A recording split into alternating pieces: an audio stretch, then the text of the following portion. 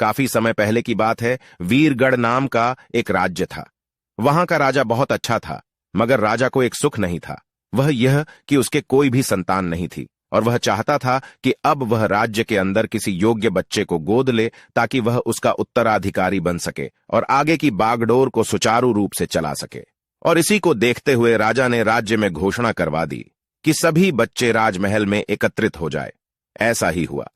राजा ने सभी बच्चों को पौधे लगाने के लिए भिन्न भिन्न प्रकार के बीज दिए और कहा कि अब हम 6 महीने बाद मिलेंगे और देखेंगे कि किसका पौधा सबसे अच्छा होगा।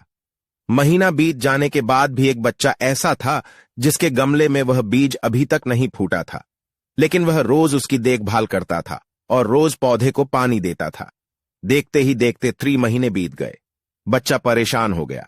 तभी उसकी मां ने कहा कि बेटा धैर्य रखो, कुछ बीजों को फलने में ज्यादा वक्त लगता है। और वह पौधे को सींचता रहा।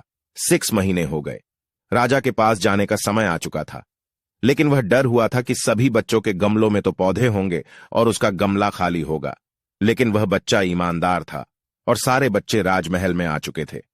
कुछ बच्चे जोश से भरे हुए थे, क्योंकि उनके अंदर राज्य का उत्तराधिकारी बनने की प्रबल लालसा थी। अब राजा ने आदेश दिया। सभी बच्चे अपने अपने गमले दिखाने लगे, मगर एक बच्चा सहमा हुआ था, क्योंकि उसका गमला खाली था। तभी राजा की नजर उस गमले पर गई। उसने पूछा, तुम्हारा गमला तो खाली है? तो उसने कहा, लेकिन मैंने इस गमले की 6 महीने तक देखभाल की है।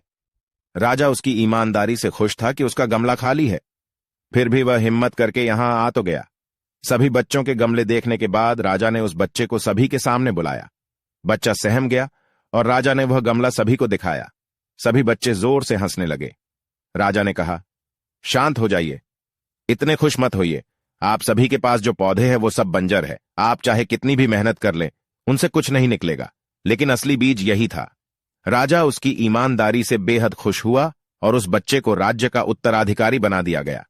लेकिन हमें इस कहानी से क्या सीखने को मिला? मेरे हिसाब से अपने अंदर ईमानदारी का होना बहुत जरूरी है।